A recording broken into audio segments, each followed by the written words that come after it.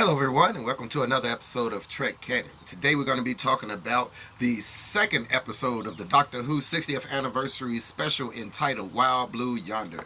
Now, I'm gonna just jump right into it because I slammed the hell out of the first one. I slammed the hell out of that. But let's talk about this one because listen, man, Russell T Davies, he got back to form.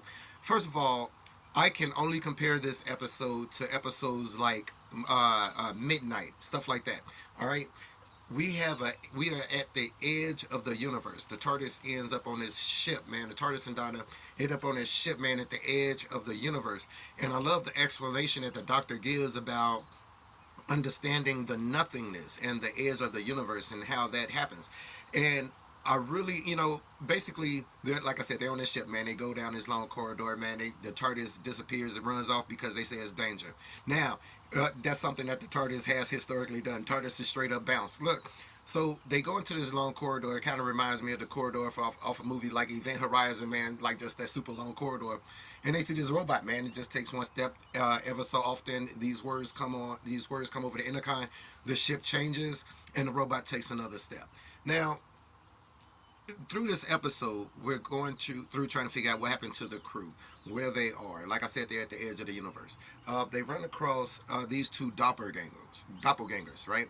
And I love the explanation that they give for these people because they say that they came from the nothingness. You know what I mean? So these were, I guess, some type of entities that only existed as some other form, something other than matter. And when they tried to, I guess, spontaneously I guess appear, all right, using what was it called? Like when particles just poof, poof, poof in out of existence, using that to try to gain shape. Okay, now I'm gonna have to watch this episode again because there was certain subtle things and details and nuances that I would just love to go back and kind of absorb. Kind of like the thing with Midnight. Now, what's going on is that these doppelgangers, man, they are basically trying to 100% mimic the Doctor and Donna. Okay, so they're asking questions. They're kind of telepathic, right? They're kind of empathic, stuff like that. Now, their ultimate goal is to escape this ship because they want to make it to the galaxy. They want to make it to the universe, all right, and cause havoc and war and destruction, kind of like that thing from Midnight, right? And so I wonder how, if they are linked, how did it end up on that diamond planet? You know what I mean? Like, was it exiled there or something like that? Somebody had ran across one of these types of things. Like they probably not couldn't even be related. But anyway, I love how it was a back and forth between the Doctor and his doppelganger and Donna and her doppelganger. And I love how they got to explore the personal lives of what happened with the Doctor, over the last 15 years.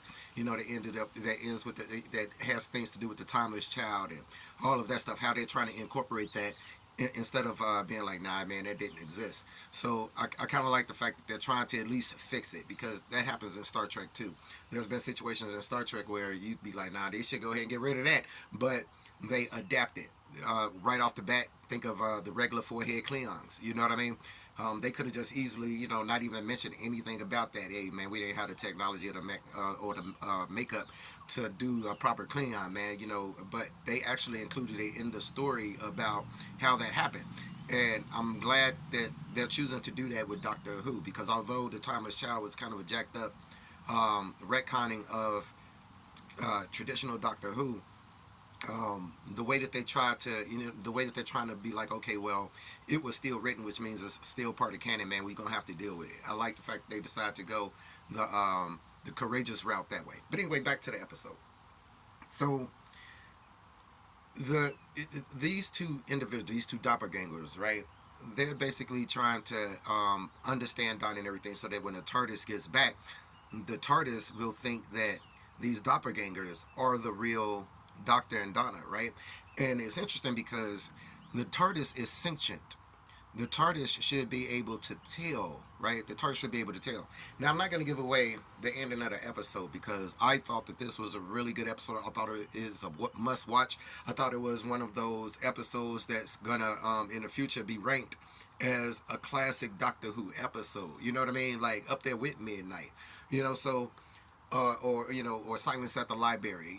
Those calibers of episodes. So, man, what did I overall think of this episode? Man, look, let me tell you something. I really enjoyed this episode. Man, this episode had a little bit of horror elements in it, man. The mystery elements, the science elements. Donna wasn't trying to overtalk the doctor or wasn't trying to seem like she was smarter than the doctor. She wasn't belittling him or nothing like that. The doctor was free to explore his intelligence, his the things that make him the doctor.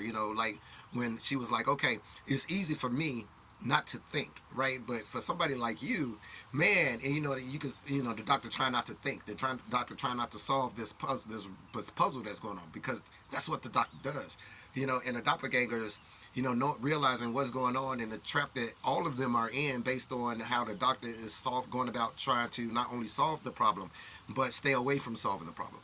Anyway, man, this episode was great, man. It is a great, outstanding second episode, return to form.